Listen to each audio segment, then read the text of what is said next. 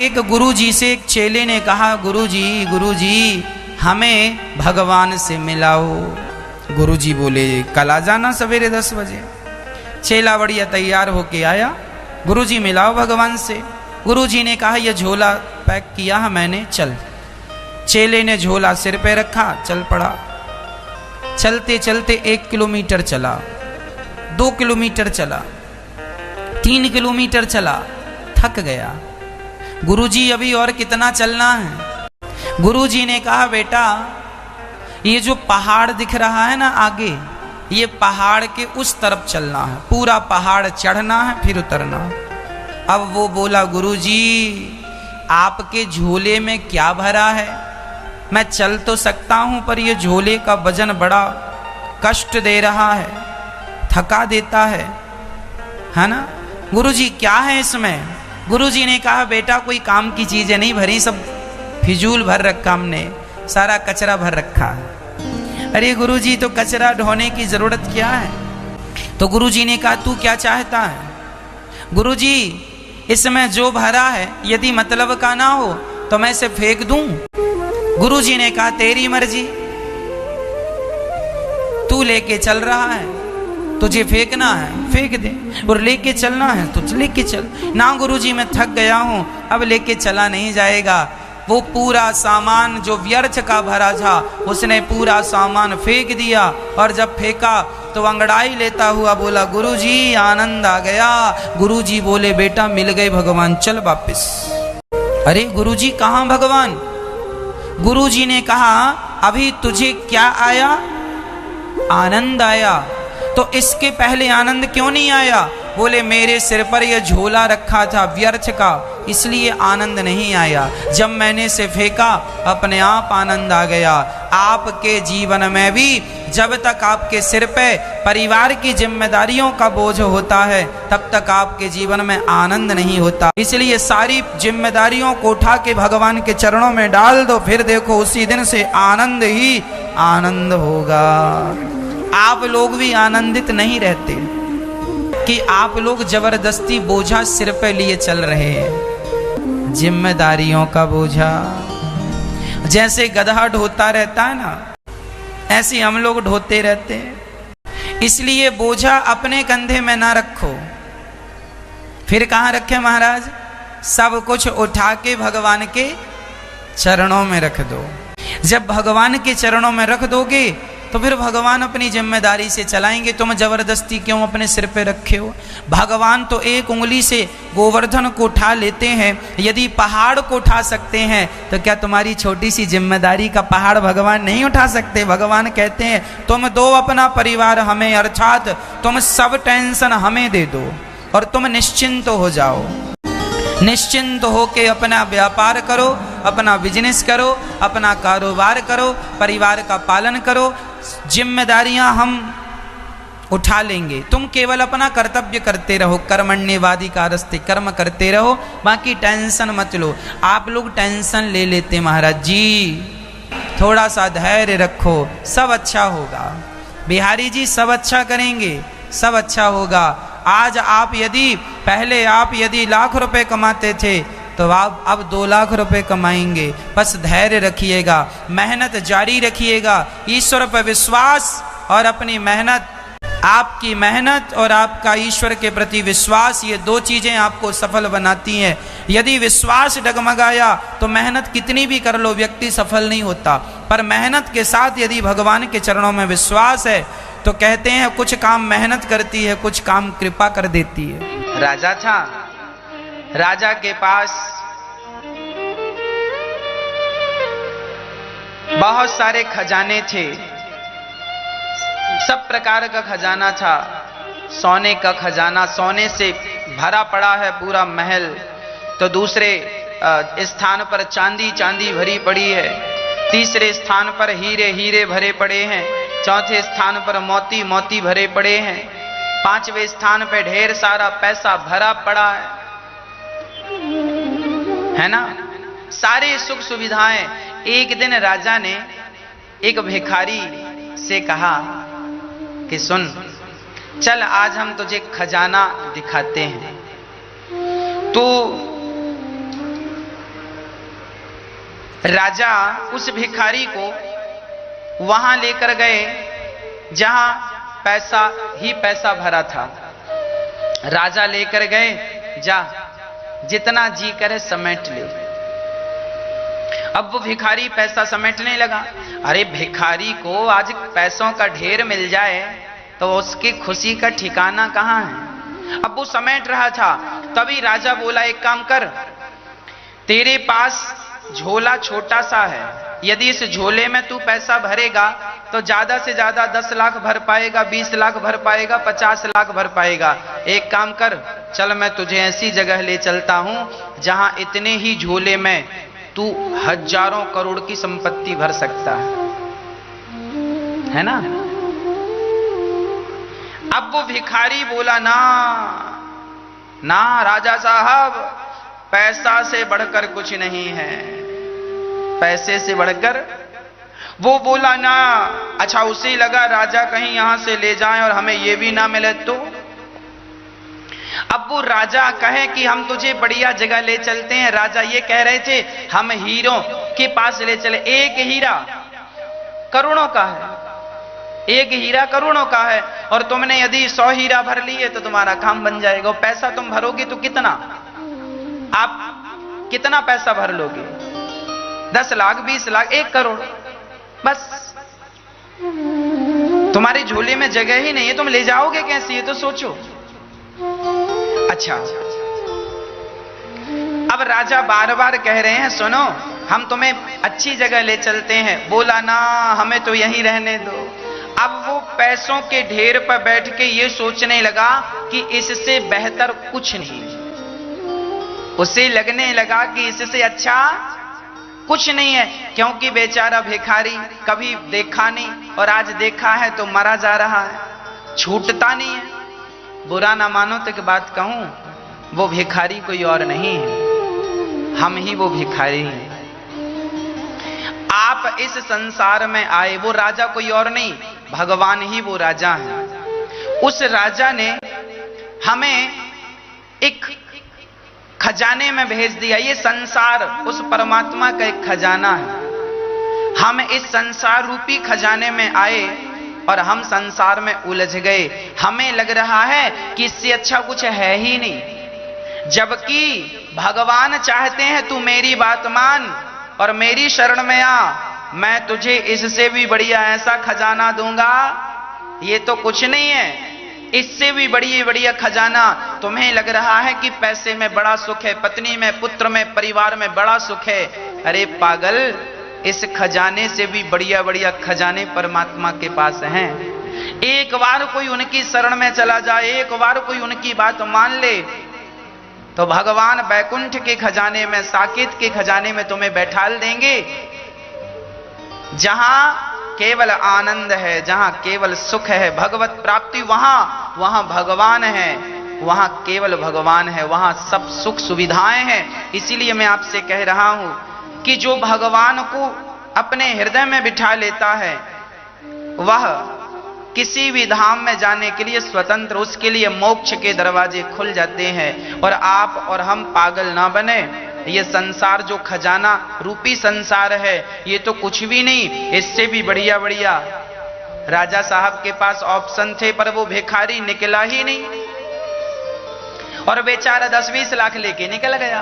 अब उसे लग रहा मैंने बहुत पा लिया, 10-20, अरे 10-20 लाख में क्या होता।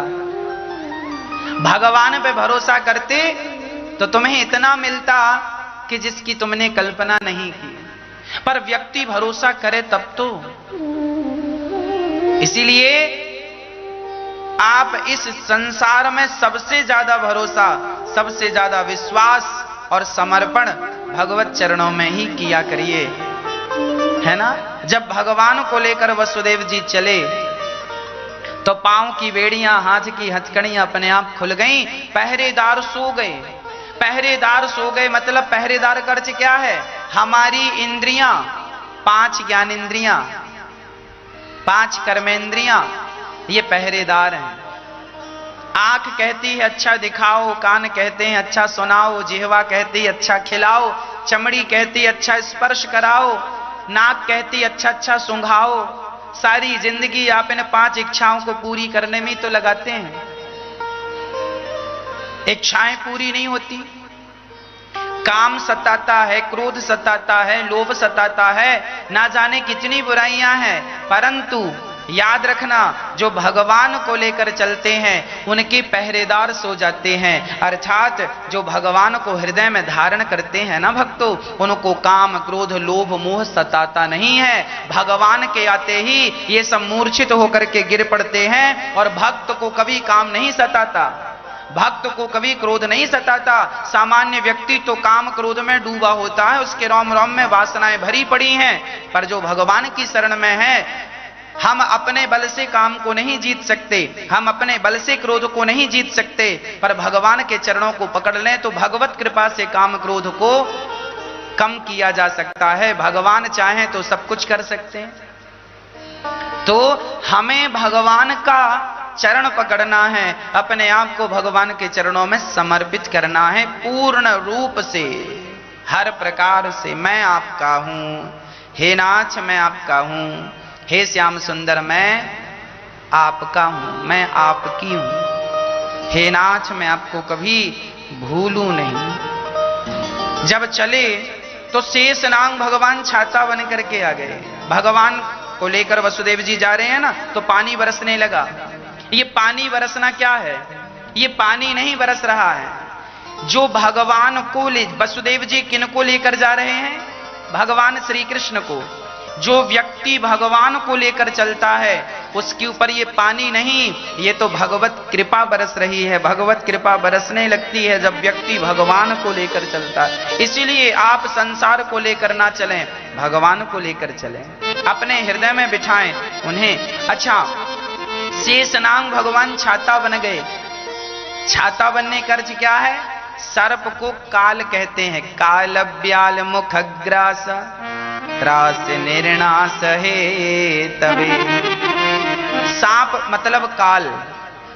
काल से हम सभी को डर लगता है कि नहीं?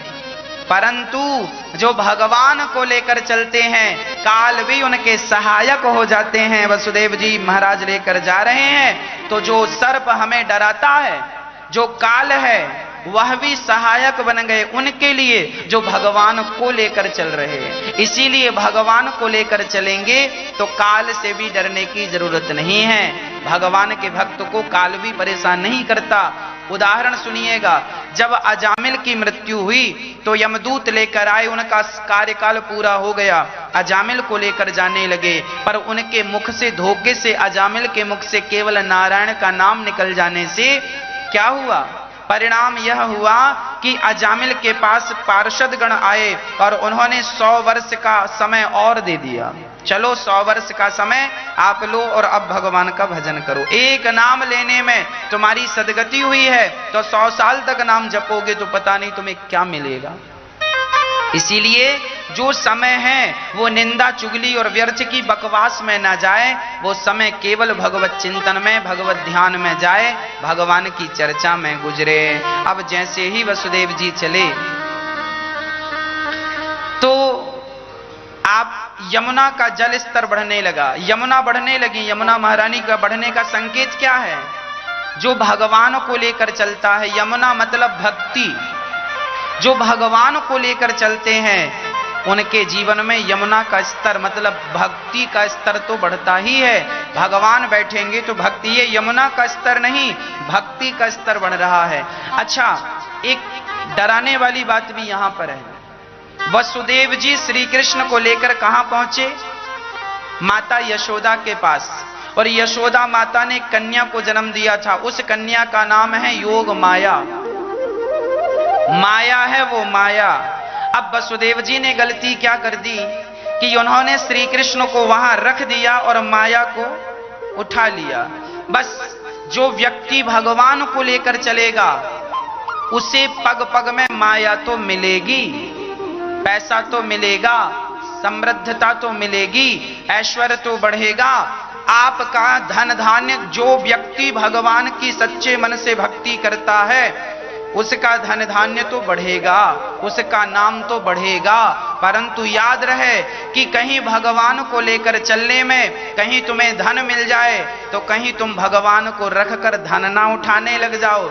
यदि धन उठाने लग गए तो ना घर के रह जाओगे ना घाट के। इसीलिए भक्ति के मार्ग पर जब भगवान, अच्छा सुदामा जी गरीब थे, क्या सुदामा जी को, जब सुदामा जी भगवान की ओर चले, द्वारिका की ओर चले, तो क्या सुदामा को धन नहीं मिला? 2 मुट्ठी चावल देने से 2 लोगों की संपदा मिली कि नहीं? हाँ या ना? मिली। अर्थात भगवान की ओर चलने से हमें धन धान्य मिलेगा ही मिलेगा। आज जो लोग कह रहे हैं महाराज जी हम बड़े परेशान हैं, पैसा नहीं है, अरे भाई भगवान पर विश्वास रखो, भगवान का नाम जपो और अपने मन लगा के अपने कार्य में ध्यान दो, काम करो। कर्मण्यवाधिकारस्ते, गीता में भगवान ने एक बात कही है, तू कर्म करता हुआ मेरा ध्यान करना। काम धाम छोड़ के माला लेके बैठेगा तो कल्याण नहीं होगा। तू काम करता रह, दुकान चलाता है दुकान चला, फैक्ट्री चलाता है फैक्ट्री चला, किसानी करता है किसानी कर, बिजनेस करता है बिजनेस कर, सब कुछ कर, पर सब कुछ करता हुआ मेरा स्मरण करता रहे, मुझे याद रख, और सब कुछ करता हुआ सब कुछ मेरे चरणों में समर्पित करता रहे। यदि सब कुछ करता हुआ व्यक्ति भगवान के चरणों में समर्पण करता रहा तो वह व्यक्ति दिन दूनी रात चौगुनी तरक्की करेगा, उसकी तरक्की में कोई बाधा नहीं आएगी। पर समस्याएं तो यहां उत्पन्न होती हैं जब व्यक्ति अपनी संपदा पाकर, संपत्ति पाकर भगवान को भूल जाता है। जानत हूं अस स्वामी विसारी, तो फिर ही ते काहे ना हो ही दुखारी। अरे भगवान को भूल जाओगे तो दुख नहीं मिलेगा। भगवान का विस्मरण ही दुख है, पर भगवान का स्मरण ही सुख है। इसीलिए कोशिश करो कि काम भी ना छूटे और राम भी ना छूटे। अकर्मण्य होके ना बैठ जाना घर में। भागवत आपको अकर्मण्य नहीं बनाती।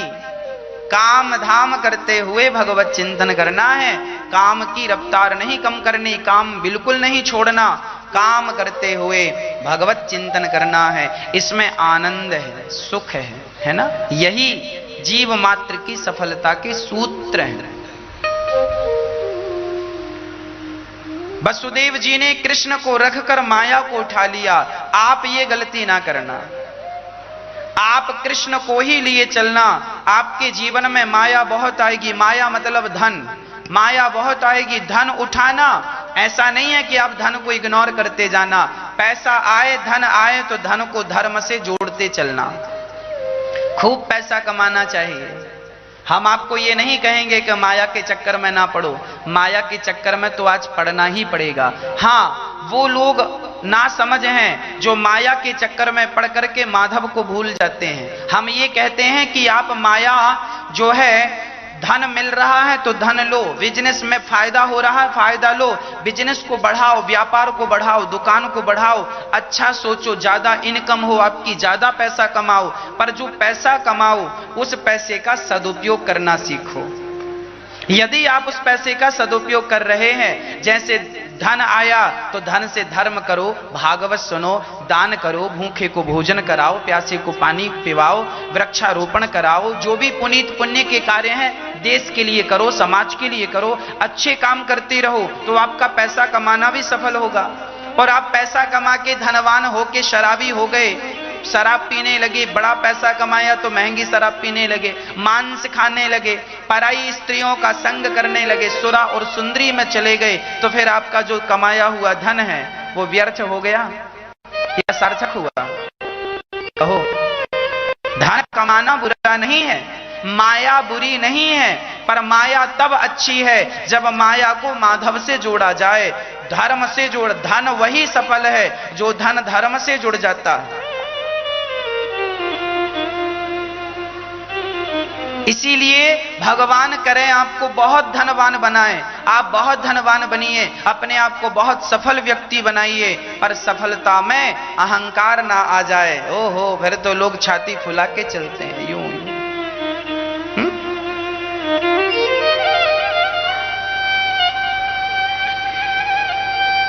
आप आप अपने आप को समुद्र की तरह गंभीर बनाइए। सुख में फूलो मती, दुख में तड़पो मती। पानी कितना भी बरस जाए, नदियों में तो बाढ़ आ जाती है, क्या बारिश के समय समुद्र में बाढ़ आती है? और सारे संसार में पानी ना गिरे, नदियां सूख जाएं, सब जगह सूखा हो, तो क्या समुद्र सूखता है? पानी बरसे तो समुद्र को कोई फर्क नहीं पड़ता, ना बरसे तो समुद्र को कोई फर्क नहीं पड़ता। वो अपनी मस्ती में मस्त है कि नहीं? उसी तरह हमें भी समुद्र की मस्ती में मस्त होना चाहिए। समुद्र की तरह हमें बहुत लाभ हो जाए तो हम ज्यादा अहंकारी ना हो जाएं। कई लोगों को हमने देखा, ज्यादा पैसा आ जाए ना तो हैंग होने लगते हैं। मोबाइल में ज्यादा चीज सेव हो जाए हैंग होने लगता। ऐसे आदमी के पास उसकी क्षमता से ज्यादा धन आ जाए तो हैंग हो जाता, वो सीधा नहीं चलता, फिर उड़ने लगता है, उड़ता है। तो ये इसका अर्थ ये है, ये हैंग हो गया। संपत्ति प्रभुता पाए काय मद नहीं, धन पाकर भला किसे अहंकार नहीं आता। जिनको नहीं आता समझ लेना उन पर भगवान की प्रत्यक्ष कृपा है। धन पाकर भी आप धर्म से जुड़े हैं, धनवान होकर भी आप भगवान से जुड़े हैं, पुण्य से जुड़े हैं। इसका अर्थ यही है कि आप पर भगवान की विशेष कृपा है। यही ईश्वर की कृपा है। इस कृपा का अनुभव हम सभी को करना चाहिए। वसुदेव जी ने श्री कृष्ण को रखा, माया को लिया, और जब माया को लिया तो फिर जेल के ताले ज्यों की त्यों बंद हो गए, पहरेदार जाग गए और बेड़ियां ज्यों की त्यों लग गई। माधव को, कृष्ण को लेकर चले तो बंधन से मुक्त हुए, और माया को लेकर आए तो बंधन में बंध गए। माया हमेशा बंधन में बांधती है। कौन सी माया? जो भगवान से विमुख हो जाए वो माया। आप धन पाकर धर्म ना करें तो वही धन तुम्हारा सर्वनाश कर देगा। उदाहरण से समझिएगा, रावण इतना धनवान था, क्या उसके पास धन की कमी थी? पर आपने कहीं नहीं सुना होगा कि रावण दान पुण्य करता था। रावण, आपने कहीं नहीं सुना होगा कि रावण ने भंडारा किया, अन्न क्षेत्र चलाया, दान पुण्य किया, जबकि उसके पास धन की कोई कमी नहीं थी। अच्छा, उसने और क्या किया? माता सीता को और चुरा लिया। माता सीता कौन है? साक्षात लक्ष्मी है। रावण के पास लक्ष्मी की कमी नहीं थी, सोने की लंका में रहता था, फिर भी वो राम की लक्ष्मी चुरा कर ले आया। एक तो आपके पास कमी नहीं है और उस पर आप भी हमारा पैसा, हमारा धन चुरा लें। एक तो आप दान पुण्य नहीं कर रहे हैं और दूसरों का आपके पास होने पर भी आप चुरा रहे हैं। रावण ऐसे ही करता था। रावण के पास धन की कमी नहीं थी। माता सीता कौन है? साक्षात महालक्ष्मी है। रावण ने सीता को नहीं चुराया, राम की लक्ष्मी को चुराया है, राम के धन को चुराया है। तो रावण का क्या हुआ? सर्वनाश। जिस लंका का घमंड था उसी लंका में आग लग गई। रहा ना कोकुल रोबनिहारा, रावण मरा तो कोई रोने वाला नहीं बचा। क्यों? क्योंकि आपके पास धन तो था पर आपने अपने धन को धर्म से नहीं जोड़ा। जब धन को धर्म से नहीं जोड़ा जाता तो वही धन सर्वनाश कर देता है, जैसे रावण का हुआ। इसीलिए राजा हरिश्चंद्र धनवान बने तो उन्होंने अपने धन को धर्म से जोड़ा, तो आज तक हरिश्चंद्र अमर हैं। दानियों में सबसे श्रेष्ठ दानी हरिश्चंद्र हैं। भाई, पैसा सबके पास होता है, फर्क इतना है कि कोई अपने पैसे का सदुपयोग करता है तो कोई अपने पैसे का दुरुपयोग करता है। हमारे पास पैसा है तो हम सेवा में लगा रहे हैं, माओं की से आप लोग दे रहे हैं, हम माओं की सेवा कर रहे हैं, दीन दुखियों का दर्द समझ रहे हैं, भोजन अन्न क्षेत्र चल रहा है।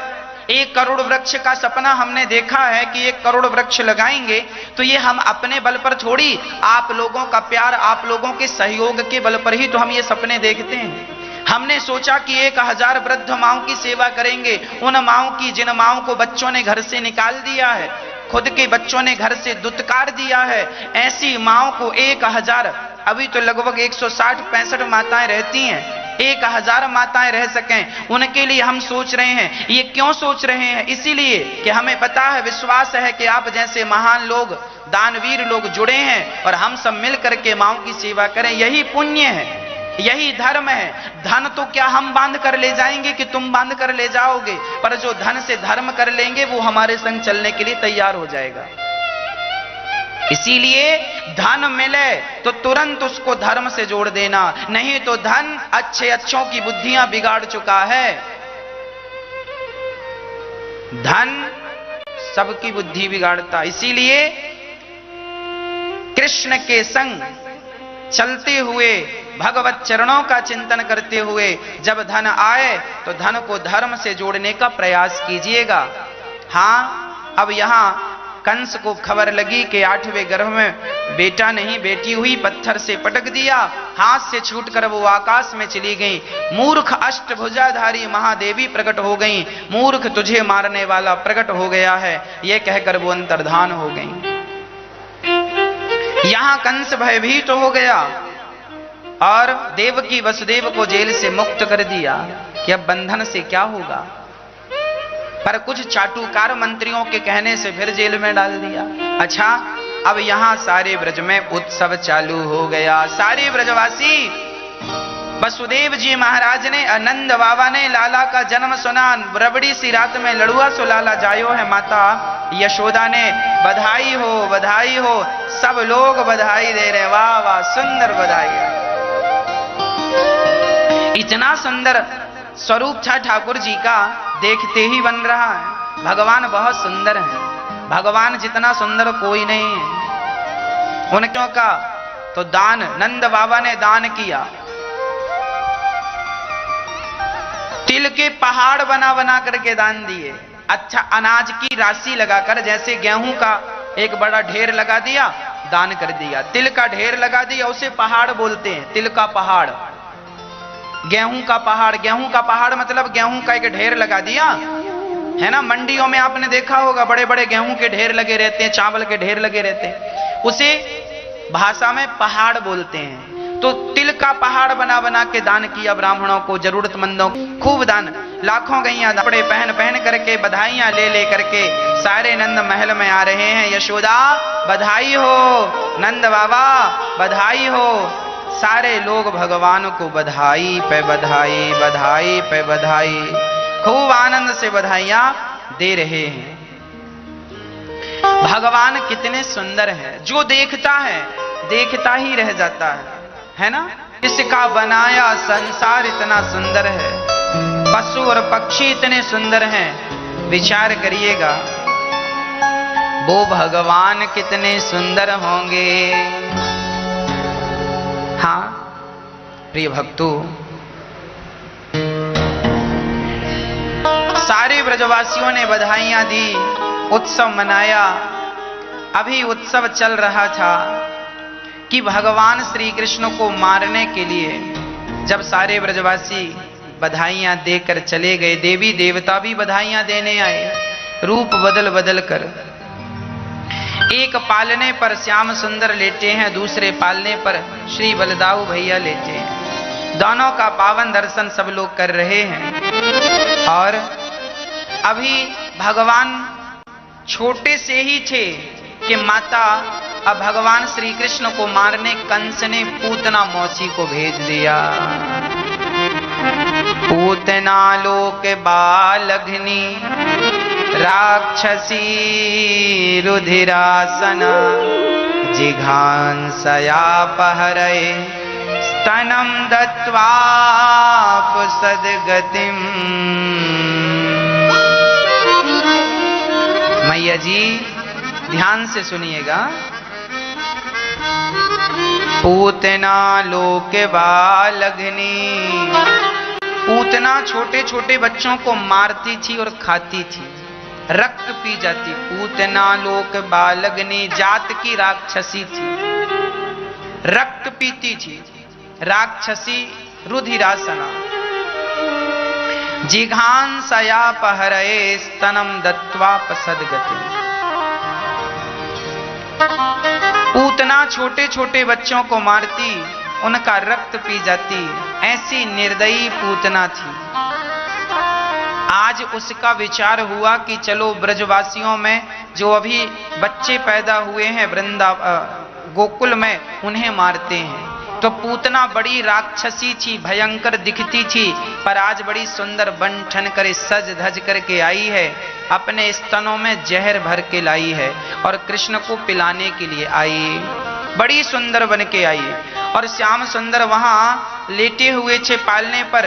तभी पूतना मौसी आई और पूतना को देखते ही श्याम सुंदर ने अपने नेत्रों को बंद कर लिया।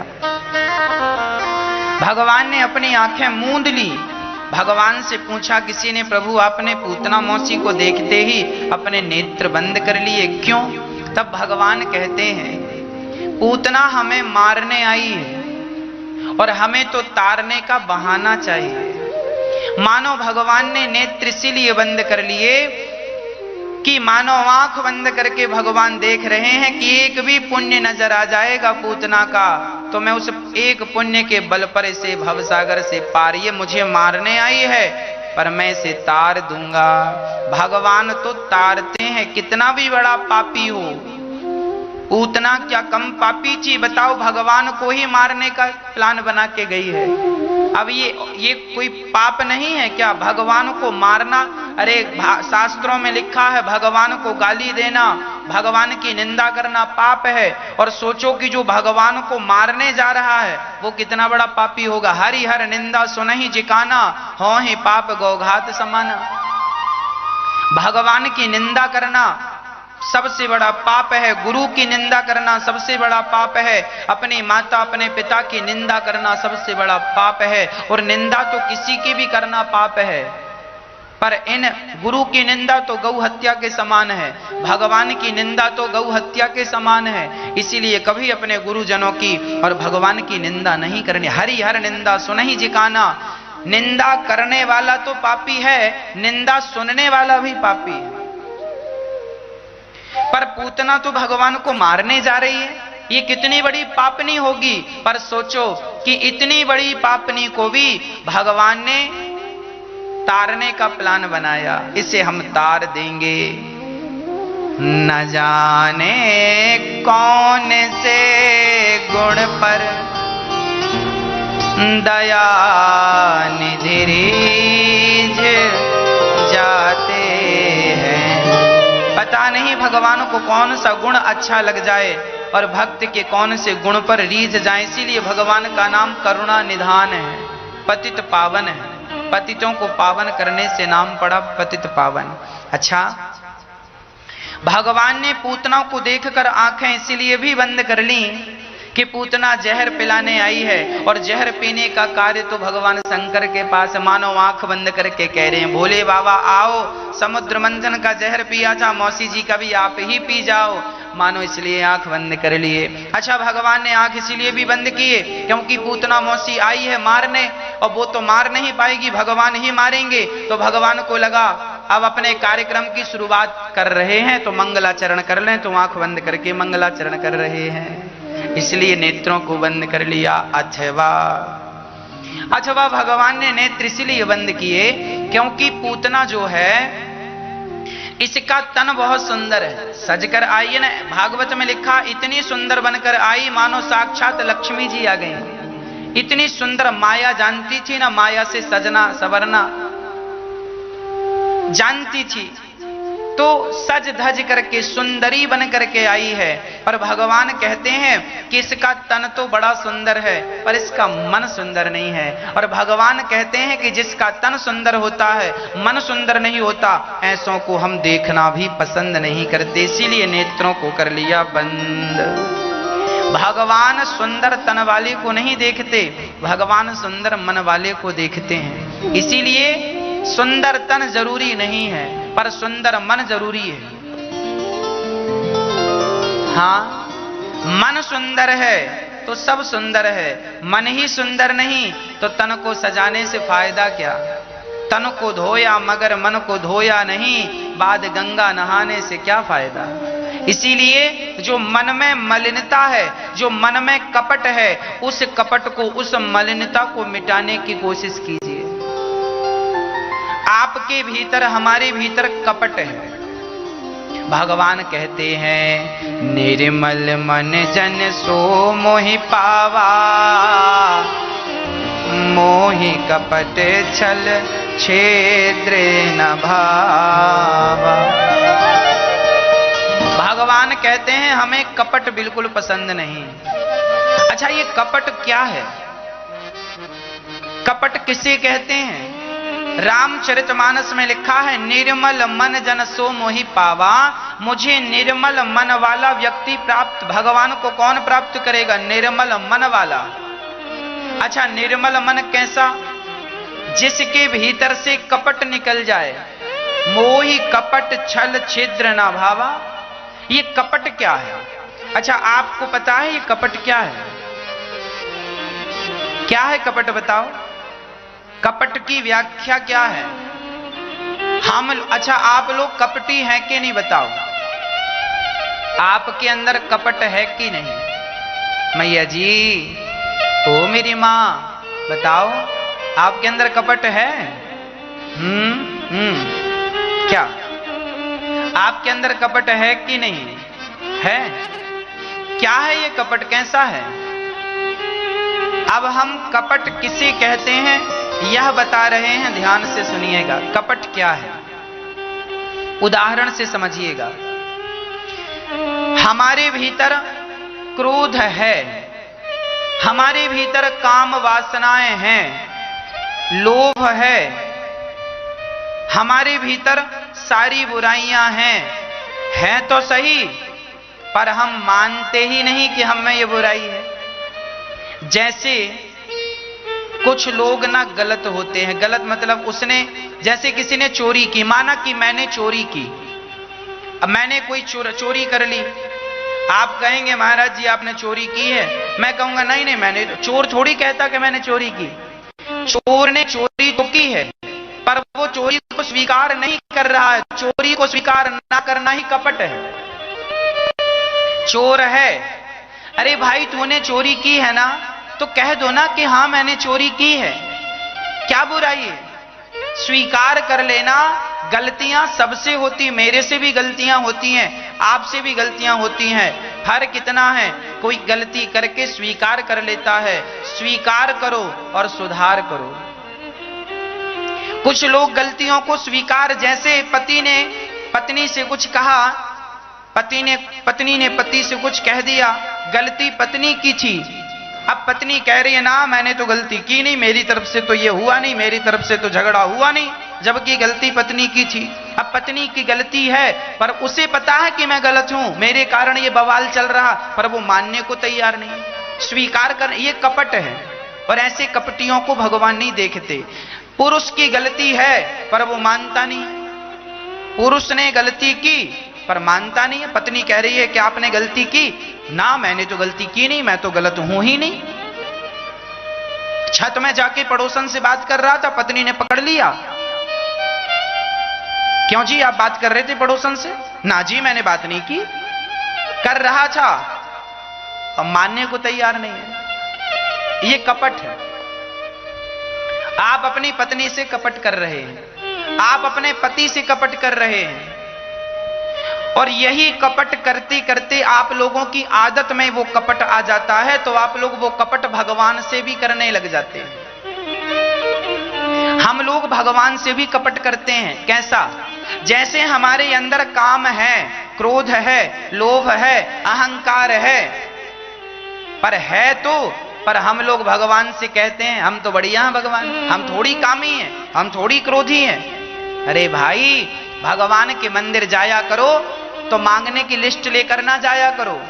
भगवान को पता है तुम्हारे घर में कब से चूल्हा नहीं जला, भगवान को पता है, भगवान अंतर्यामी है, सर्वांतर्यामी है, वो सब जानते हैं तुम्हारे घर में क्या दिक्कत है, तुम क्या सोच रहे हो, तुम्हारे घर में आखिरी बार रोटी कब बनी है, किस चीज की कमी है, किस चीज की जरूरत है, भगवान को सब पता है। ये मत सुनाओ भगवान को कि भगवान हमारे बच्चे की नौकरी लग जाए, भगवान को पता है कि तुम्हारे बच्चे की नौकरी नहीं लगी।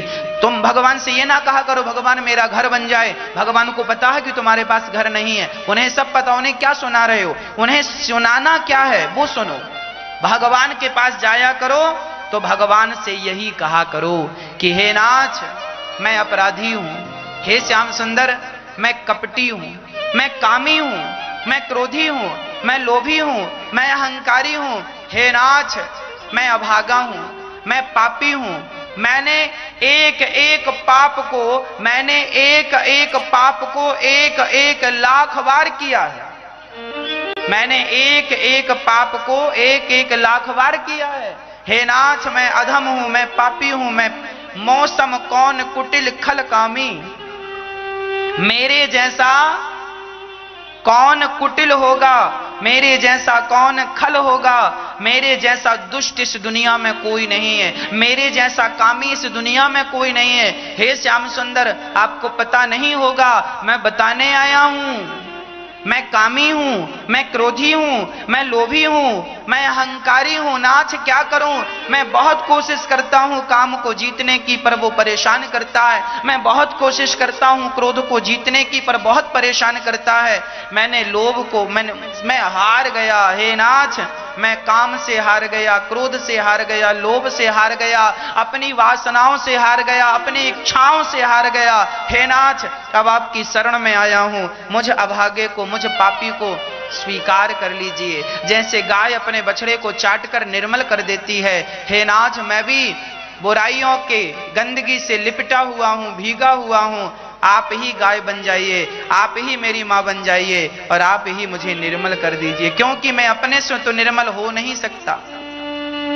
हे नाथ मैं आपकी शरण ग्रहण करता हूं, मैं आपकी शरण ग्रहण करती हूं। हे प्रभु मैं बुरा हूं, मैं बुरी हूं, मेरे में लाख अवगुण है। भगवान से अपने अपराध तो आप लोग मंदिर जाते हैं, अपने बारे में तो कुछ कहते नहीं है। अब भगवान वो घर बन जाए, भगवान ये हो जाए, भगवान ने ठेका लिया है घर बन जाए, ये हो जाए, नौकरी लग जाए। तुमने अपने अंदर का कपट मिटाया नहीं तो भगवान स्वीकार क्यों करेंगे?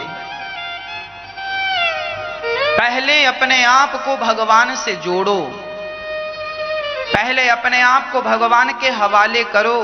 जब आप हवाले, अच्छा एक बात बताओ, आपके द्वार पर कोई आ जाए और कहे भैया मैं 2 दिन का भूखा हूं, मुझे भोजन दे दो, तो आप देंगे कि नहीं देंगे? निश्चित देंगे। अब कोई आदमी मर जाए और कहे कि लो भैया ये मर गया, आपने तो भोजन नहीं दिया, भूख से मर गया, तो आप कहेंगे भैया भूख से मर गया, हमें बताता तो, हमें तो पता ही नहीं था। भाई हमारे पड़ोस में कोई भूखा मर जाए तो हमें पता तो हो, हां हमें पता लग जाए कि ये भूखा है और फिर हम भोजन ना दें तो फिर हमें पाप लगेगा, पर हमें तो पता ही नहीं था कि कौन भूख से मर गया, कौन भूखा था।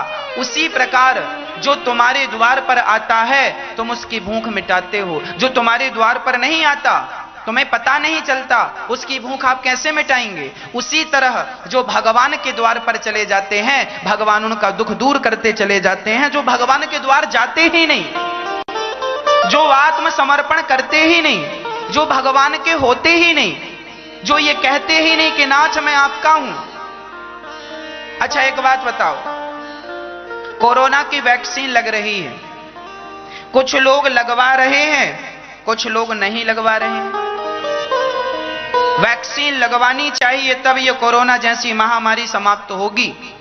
कुछ लोग वैक्सीन लगवा रहे, मैंने तो लगवाई, मैंने लगवा ली, 1 डोज लगवा लिया, दूसरा लगवाने का है। कुछ लोग वैक्सीन लगवा रहे हैं अपनी मर्जी से, कुछ लोग नहीं लगवा रहे। अब जो नहीं लगवा रहे हैं तो क्या सरकार जबरदस्ती पकड़ के लगाएगी?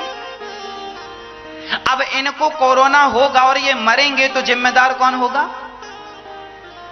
सरकार जिम्मेदार होगी कि आप जिम्मेदार होंगे कि हम जिम्मेदार? अरे वैक्सीन लग रही है, क्यों नहीं लगवा रहे हो? क्यों भाग रहे हो? कल मर जाओगे तो फिर रोओगे हम मर गए। अभी क्यों नहीं लगवा रहे हो वैक्सीन? लगवाओ।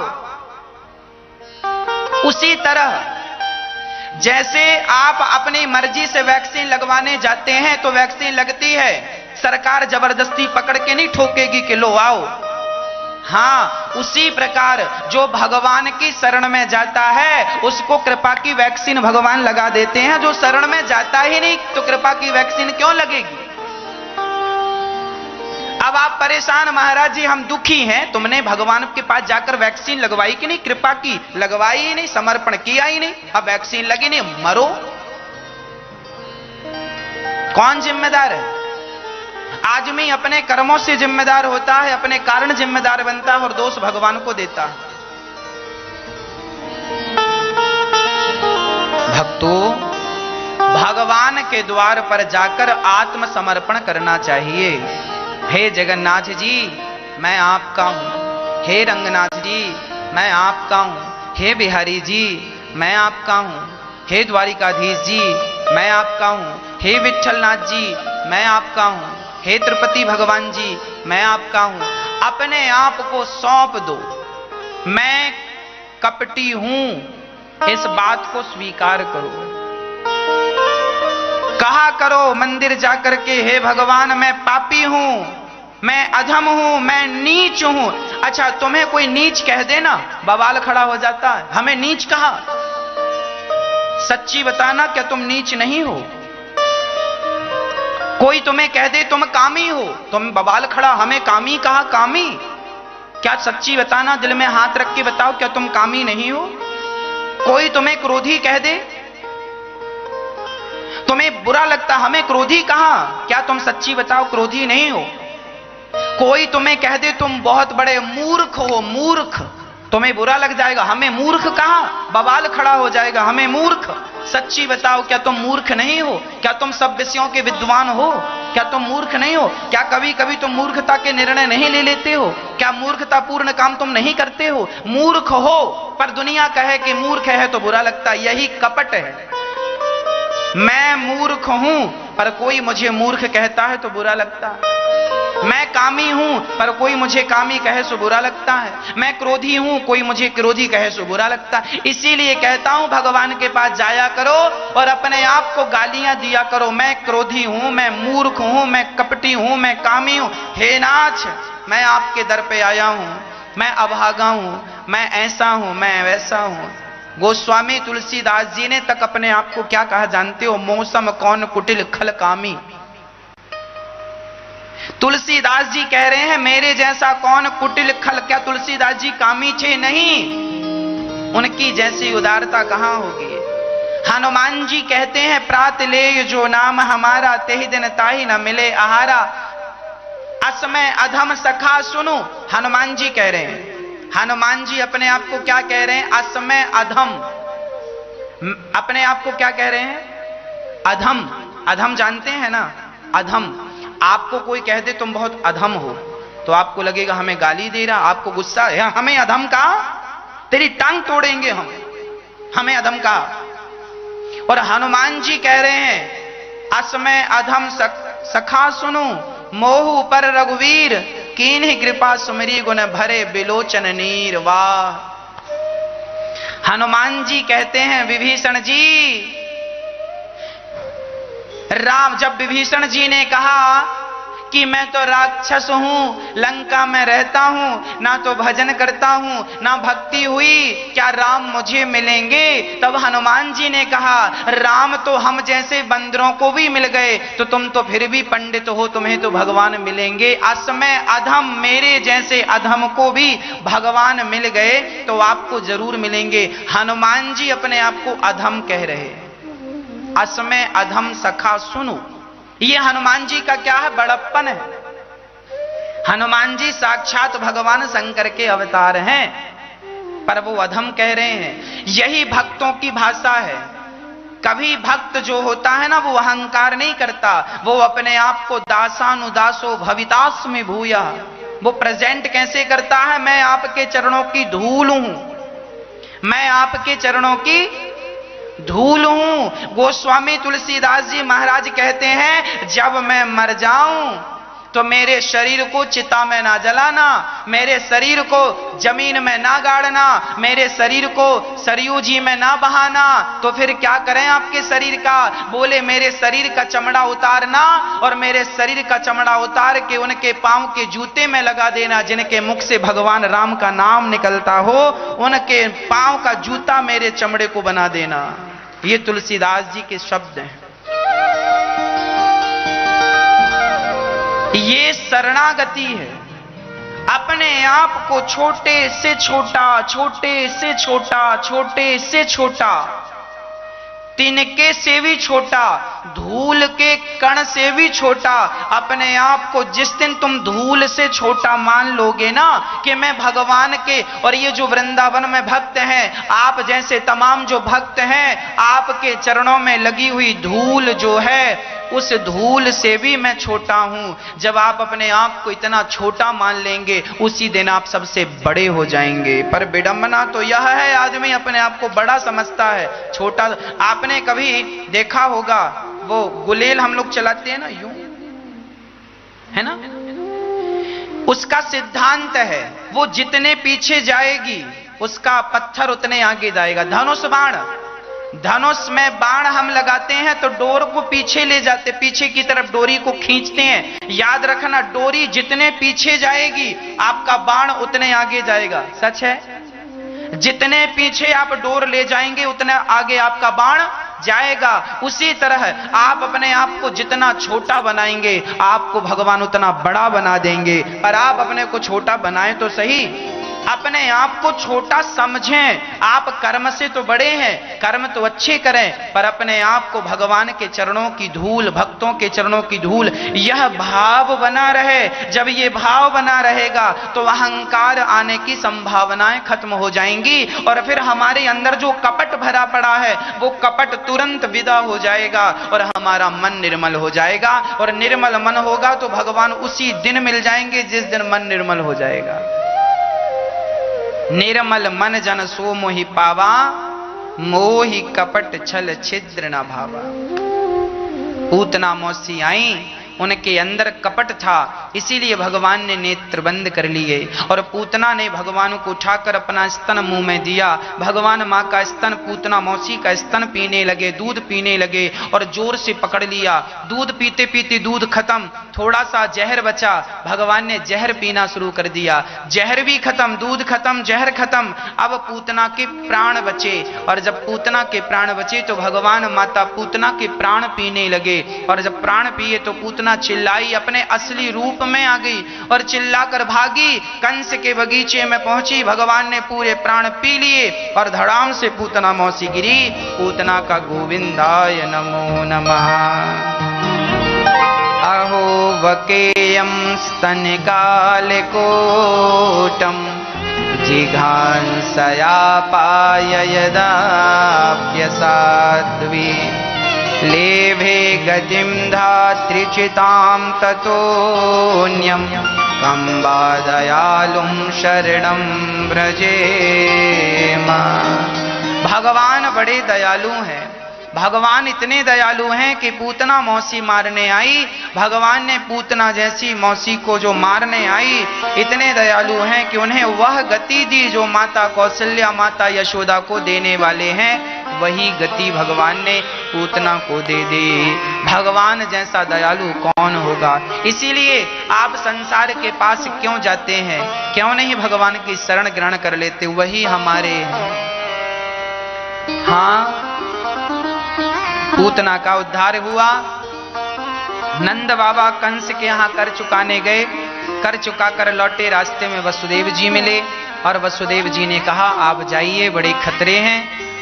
बड़ा एक दूसरे का दुख सुख बांटा, सुना नंद बाबा और वसुदेव जी ने। और जब आए तो देखा कि पूतना का शरीर मरा पड़ा है। चिताओं पे रखकर जलाया तो पूतना के शरीर से एक सुगंध निकल पड़ी। परीक्षित जी ने कहा ये तो राक्षसी थी, फिर सुगंध क्यों निकली? बोले ये राक्षसी थी पर भगवान ने से तार दिया। जैसे लोहा पारस मणि के संग में आ जाए, लोहे को पारस मणि से स्पर्श करा दिया जाए तो लोहा सोना बन जाता। उसी प्रकार हम जीवात्मा तो लोहे की तरह हैं, पर भगवान श्री कृष्ण पारस मणि है। यदि हम उनके चरणों का स्पर्श करते रहें, उनके चरणों में रहें, तो हम जैसे पतित भी पावन हो जाते हैं, हम जैसे भी पावन हो जाते हैं। जैसे नाला गंगा जल में मिलकर गंगा हो जाता है, ऐसे हम जैसे पापी भगवान की भक्ति करके पवित्र हो जाते हैं। जैसे नाले का पानी गंगा से मिलकर पवित्र होकर गंगा बन गया। नाम की बड़ी महिमा है, भगवान के चिंतन की बड़ी महिमा है। पूतना का उद्धार हुआ। उसके बाद भगवान को मारने के लिए कंस, मां यशोदा ने लाला की पूंछ से, गौ माता की पूंछ से नजर उतारी, लाला को गोद से लगाया, हृदय से लगाया, दूध पिलाया और सेवा की, है ना। एक दिन भगवान करवट बदले तो माता यशोदा ने भगवान का एक उत्सव रखा, ब्राह्मणों को बुलाया, स्वस्ति पाठ कराया और ब्राह्मण भोज कराया। आप लोग भी अपने जीवन में जब भी कुछ उपलब्धि पाया करो, जब भी कुछ अच्छा उत्सव आए, तो आप लोग भी जरूर अन्य दान जरूर किया करो। आपके नाम से कोई भोजन करे, इससे बड़ा पुण्य नहीं होता।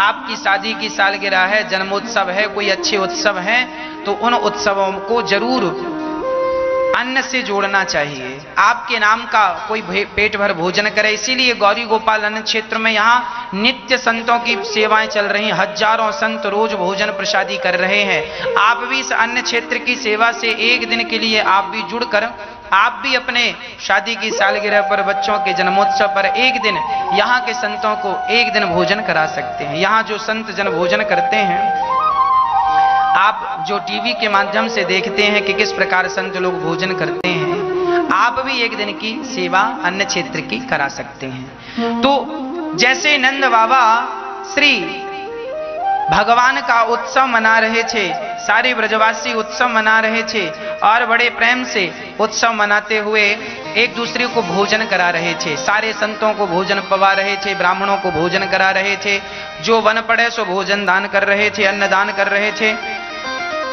और विप्र जनों का, संत जनों का आशीर्वाद ले रहे थे। आज पूज्य श्री अनिरुद्धाचार्य जी महाराज ने हम सभी लोगों को बहुत ही उत्तम एवं शिक्षाप्रद कथा सुनाई है। आशा करता हूं कि इस शिक्षाप्रद कथा से हम सभी लोग कुछ न कुछ शिक्षा अवश्य ग्रहण करेंगे और अपने जीवन को सुखी और सात्विक बनाने का प्रयास करेंगे।